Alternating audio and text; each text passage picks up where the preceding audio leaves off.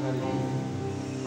Biarlah namamu boleh dimuliakan, namamu boleh ditinggikan, namamu boleh diagungkan ya Bapa.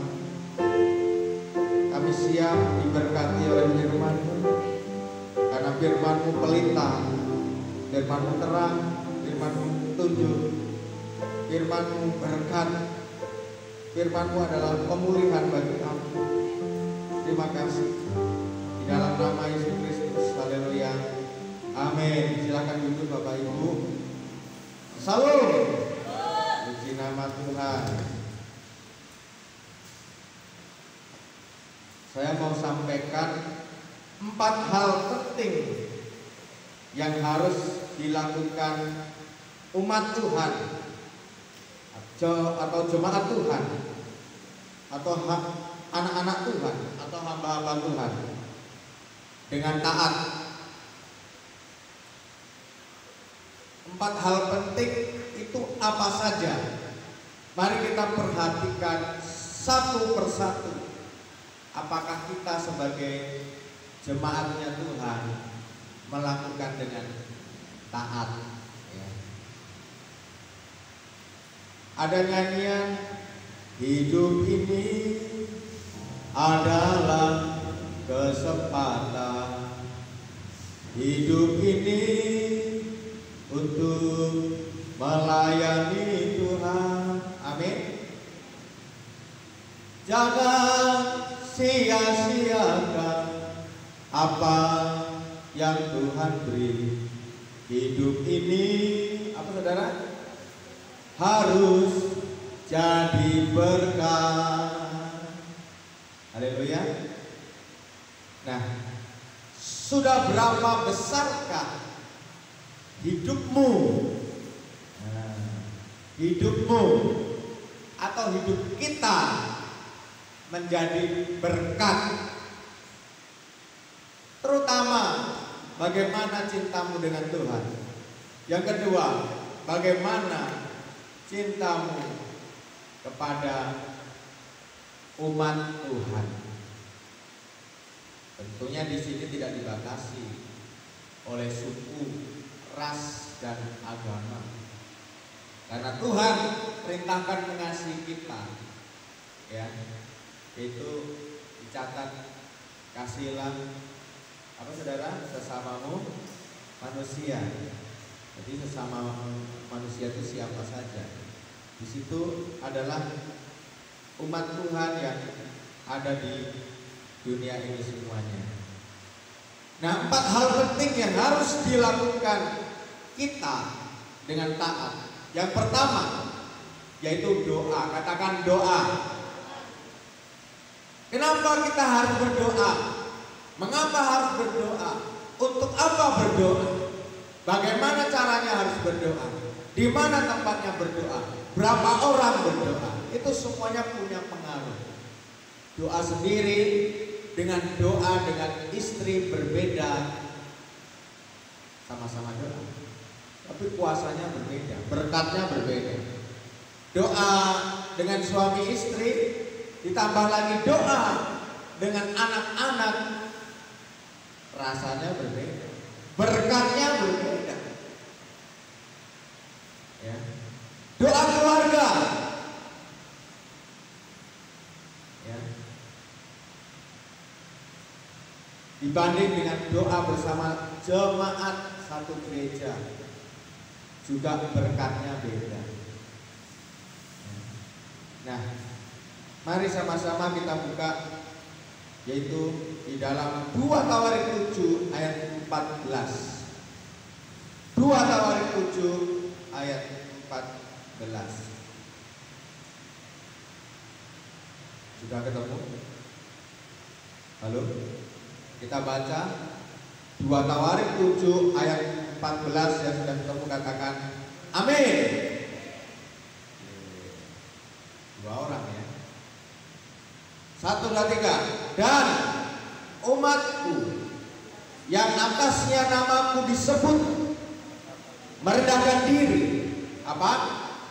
Berdoa, mencari wajahku, wajah Tuhan maksudnya, lalu berbalik dari jalan-jalan yang jahat, maka aku akan mendengar dari surga dan mengampuni dosa mereka serta memulihkan negeri mereka. Di sini ada berkat pemulihan.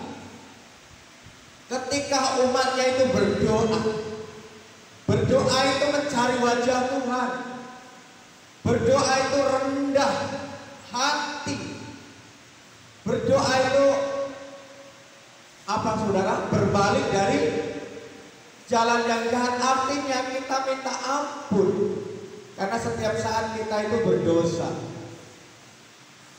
Ya. Pikiran kita mengandung dosa, hati kita mengandung dosa. Jadi kita harus minta ampun. Kemarin saya ngajak anak-anak dan istri nonton, pengen cepat pulang, jadi nontonnya itu film horor. Film horor itu film yang paling tidak disukai, tapi karena itulah yang paling cepat diputar, yang lainnya lama-lama. Udahlah sekali-kali nonton film horor. Saudara, apa yang terjadi di situ, saudara, saya melihat itu film itu kisah nyata yang terjadi di Thailand, karena dokumenter, ya. Jadi dokumentasi yang dia menyelidiki satu keluarga, di mana satu keluarga ini ditakdirkan itu menjadi dukun, ya, dan beranak cucu, kira-kira begitu. Tapi di level yang bawah begitu, ada yang bertobat menerima Yesus, jadi menolak untuk kira-kira jadi dukun, saudara. Nah, katanya dihantuin oleh dewanya, katanya di dalam film itu. Apa yang terjadi, saudara? Karena kekristenannya setengah-setengah. Ke gereja main HP, ya, waktu ibadahnya ini saudara main HP. Waktu pendeta yang khotbah, saudara main chat-chatan dengan orang lain. Pokoknya imannya nggak bertumbuh. Apa yang terjadi, ya, sehingga orang ini kerasukan setan lah, kira-kira seperti itu, ya. Kerjanya dipecat karena nggak beres di tempat kerjanya, kira-kira seperti itu. Dan sehingga dia ngamuk-ngamuk di rumah, ya. Dia rebus itu anjingnya hidup-hidup. Waktu dia rebus panci yang besar dan mendidih, dia pegang anjing yang sudah jinak itu, dia masukkan ke kuali, dia tekan tutupnya, dan di dalam kuali itu. Akhirnya dia makan, nggak pakai bumbu, ya. Terus malam-malam dipasang CCTV lah sama kamerawan bagian IH, cedal menurut saya, ya. Nah, semua di dapur, di mana, di kamar dipasang CCTV. Dia nggak sadar kalau begitu. Malam-malam dia bangkit, udah masuk, ya, cari kulkas, daging-daging mentah dia makan, ya. Udah itu di meja makan, dia lempar-lempar, dia buat kotoran di meja makan. Oh iya, apa yang terjadi? Dia dukunkanlah kemana-mana. Akhirnya semua dukun-dukun itu, apa yang terjadi? Lehernya digigit semua, dihisap darahnya. Saudara, kenapa demikian? Karena kekristenan yang mentah, yang setengah-setengah, antara percaya Yesus dan tidak, antara percaya dukun dan tidak, antara percaya setan dan tidak. Dan akhirnya dia kerasukan setan. Ibunya dia bakar hidup-hidup, adiknya dia makan hidup-hidup, yang masih bayi umur 1 tahun. Ini katanya ceritanya tadi Bangkok. Kenapa hubungannya dengan doa ini?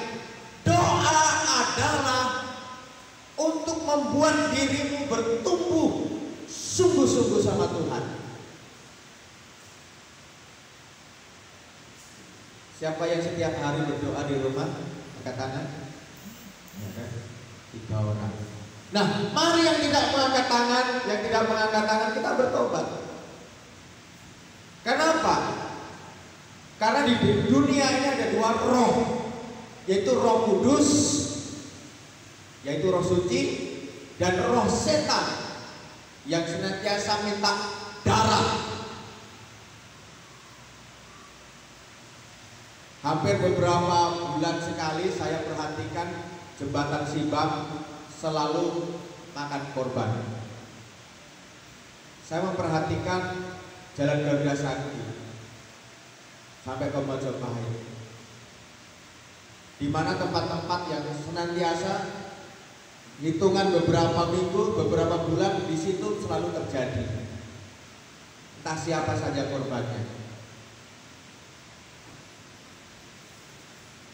Itulah di dunia itu roh jahat yang meminta darah kematian. Karena di dalam Yohanes 10 ayat 10 B-nya ya, atau A-nya ya, Yohanes 10 ayat 10, pencuri itu adalah menipu, membunuh, dan membinasakan. Siapa pencuri itu? Iblis yang menipu. Ketika mamanya mendoakan anaknya yang lagi kerasukan setan, yang tukang membunuh ini, yang makan darah ini, mamanya udah hampir berhasil mengusir roh yang ada di dalam anaknya ini. Tetapi ketika anaknya ini memanggil mama, doanya berhenti. Terus dia panggil lagi, waktu doa panggil lagi mama, doanya berhenti. Dia pikir bahwa setannya sudah pergi dari anak itu. Ketika mamanya terlena, akhirnya mamanya dibakar hidup-hidup oleh anaknya sendiri. Bahwa roh jahat itu masih ada. Apakah setan ada di gereja? Ada. Karena dia ingin membawa anak-anak Tuhan ke neraka. Makanya kata setan, jangan dengerin pendeta ngomel itu. Kau lebih baik chat-chatting aja, lihat-lihat Facebook aja, ya Google aja. Itulah setan yang membisiki di telingamu. Tetapi ada Roh Kudus datang. Jangan, perhatikan tuh pendeta khotbah, perhatikan itu, kamu lagi ibadah. Kata Roh Kudus. Setan juga mengganggu. Udah, nanti hari Minggu masih ada. Nanti masih banyak full. Udah gak usah ibadah. Kata setan lagi. Kata Roh Kudus lagi. Ya memang ada, hari Minggu besok memang ada. Tapi apakah umurmu nanti sampai di hari Minggu besok? Jangan-jangan pulang dari gereja kok disambar sama mobil, mati di jalan. Kata setan itu. Berlawanan, rebutan. Kita mau dibawa ke neraka atau kita mau dibawa ke surga. Oleh sebab itu, engkau yang tahu kebenaran, engkau harus merebut itu, mencolokkan, kalau secara listrik itu saudara, menghidupkan hatimu kepada Roh Kudus, pikiranmu kepada Roh Kudus. Amin. Nah, di dalam Yeremia 33 ayat 3, berserulah, maka Tuhan akan menjawab. Tuhan akan memberitahukan. Wow, luar biasa. Tuhan akan memberitahukan kepadamu, bukan orang pintar, bukan hanya dukun dia meniru, bukan paranormal dia meniru, tetapi Tuhan akan memberitahukan kepada hamba-hambanya, anak-anaknya yang berseru kepada Tuhan. Tuhan tahu apa yang ada di hadapanmu. Tuhan tahu ketika orang itu melihat engkau, dia berniat baik atau jahat. Tuhan langsung memberitahukan kepada engkau untuk mengawal engkau supaya engkau tidak celaka. tetapi engkau terus di dalam perlindungan, dalam berkat Tuhan. Setuju, katakan amin. Di dalam Matius 7 ayat 7, mintalah, ketoklah, apalagi? Ya, mintalah, ketoklah, carilah. Jadi ada apa di situ? Artinya ada dari kita untuk bergerak, ada dari kita untuk membuka pintu hati, ada dari kita untuk cari Tuhan.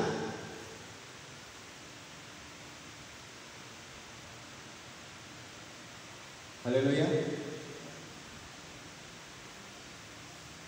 Jadi engkau harus mentransformasi dirimu. Engkau harus mengubah dirimu, cara berpikir, cara menerima apa yang dikatakan oleh orang. Sekalipun orang itu berkata negatif atau berkata jelek terhadapmu, tetapi ketika engkau meresponinya dengan surga atau dengan benar atau dengan positif, maka berkat itulah yang terjadi di dalam diri. Nah, ini saudara, itu yang baru pertama. Yang kedua, 4 hal penting yang harus dilakukan dalam jemaat. Yang pertama tadi doa. Yang kedua, yaitu adalah di dalam Matius 22 ayat 37, 39. Di situ tentang kasih, tentang komunitas. Kita baca Matius 22 ayat 37 sampai 39.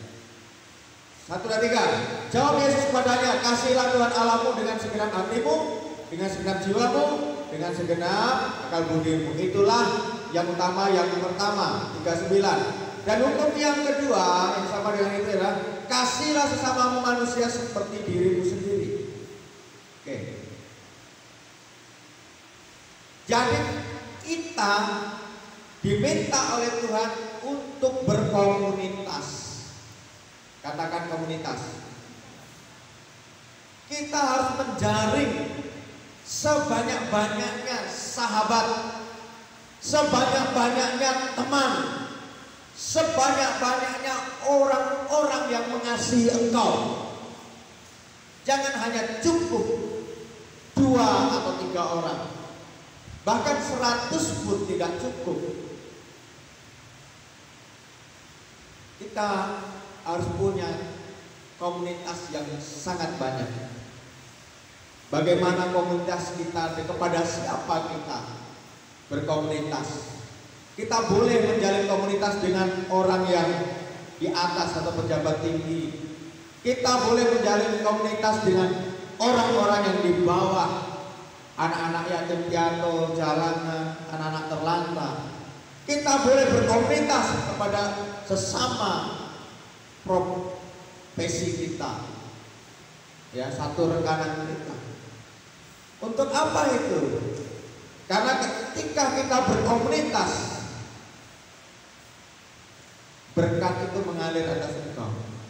Hanya menjalin hubungan. Orang tua saya dulu waktu pesan mau saya merantau, nah, kamu harus pintar bergaul ya nak, di dalam perantauan. Kepada siapa saja kamu harus pintar bergaul. Makin banyak temanmu, makin gampang kau cari kerja. Makin banyak sahabatmu, makin gampang kau cari kerja. Makin kenyanglah engkau. Engkau pasti tidak kelaparan kemanapun engkau pergi. Kalau kamu banyak sahabat, banyak teman. Jadi untuk bersahabat, untuk jalin pertemanan tidak cukup hanya sesama Matius, Markus, Yohanes, dan Yakobus. Tetapi untuk berkomunitas kita juga boleh sama siapa? Aco, sama Abdul, sama Slamet, ya, juga sama Udin, ya. Makin banyak sahabat kita, makin banyak teman kita yang kita kasihi, maka kita makin jadi berkat dan kita akan diberkati. Penting itu. Itu yang harus kita lakukan. Oleh sebab itu, di sini wadah di gereja makanya ada goal untuk menjalin komunitas-komunitas itu. Komunitas tukang sapu, tukang sayur, komunitas pedagang, komunitas satu perumahan, komunitas satu pemain sepak bola, pemain voli, komunitas marketing, komunitas apalah karyawan toko. Aku harus buat komunitasnya. Ya, penting. Komunitas satu warga desa, karya indah. Ya. Penting untuk apa? Untuk engkau menjalin hubungan kasih yang Tuhan ajarkan itu loh, bahwa Kristen itu kasih. Jadi dari mana kita bisa menyalurkan itu kalau kita nggak punya komunitas? Amin. Ya. Yang ketiga, 4 hal penting yang harus dilakukan oleh umat Tuhan: doa dan berkomunitas. Ya. Doa bersama, makanya saya undang setiap Senin malam di sini. Ya, komunitas saya undang untuk saudara buka kul. Yang ketiga adalah 2 Korintus 9 ayat 6, ayat 9 dan sampai 13. Wih, sudah waktunya ya. Oke. Satu lagi ya. Karena sudah jam 9. 1, 2, 3. Camkanlah ini. Orang yang menabur sedikit akan menuai sedikit juga, dan orang yang menabur banyak akan menuai banyak juga. 9, loncat. Dan seperti ada tertulis, dia membagi-bagikan, dia memberikan kepada orang miskin, kebenarannya tetap untuk selamanya. Terus sampai ayat 13. Dia menyediakan benih bagi penabur, roti dan untuk dimakan. Dia juga menyediakan benih dan bagi kamu melipat gandakannya. Dia juga menyediakan benih bagi penabur. Sudah selesai. 13 mana ya? Oke. Dan oleh sebab kamu telah tahan uji dalam pelayanan itu, mereka memuliakan Allah karena ketaatan kamu dalam pengakuan akan Injil Kristus, dan karena kemurahan hatimu dalam membagikan segala sesuatu dengan mereka dan dengan semua orang. Nah, siapa yang harus kita tabur? Dan kapan kita harus menabur? Banyak hal kita bisa menabur, ya, kepada hamba Tuhan, kepada orang miskin, kepada janda, kepada Natal, pembangunan, ya. Dan banyak hal kita menabur, bukan hanya selain itu. Pada musim kering maupun musim panen, waktu kunjungan hamba Tuhan, waktu ulang tahun, pernikahan, lahir, selamat dalam perjalanan, waktu panen, menempati rumah baru, ya, sukses dalam pekerjaannya, dapat nilai bagus, sehat. Nah, itulah yang Tuhan mau kita menabur. Untuk apa? Untuk menguntungkan dirimu sendiri. Ketika engkau menabur, uangmu akan menuai uang. Ketika engkau menabur doa, engkau juga akan menuai berkat-berkat kemuliaan dari surga. Ketika engkau menabur olahraga, engkau juga akan sehat. Nah, bagaimana kalau kita mau diperkaya oleh Tuhan, kita mau diberkati oleh Tuhan, kita jangan bosan-bosan menabur keuangan. Nah, yang keempat nanti siang saya akan sampaikan. Kita bangkit berdiri. Haleluya.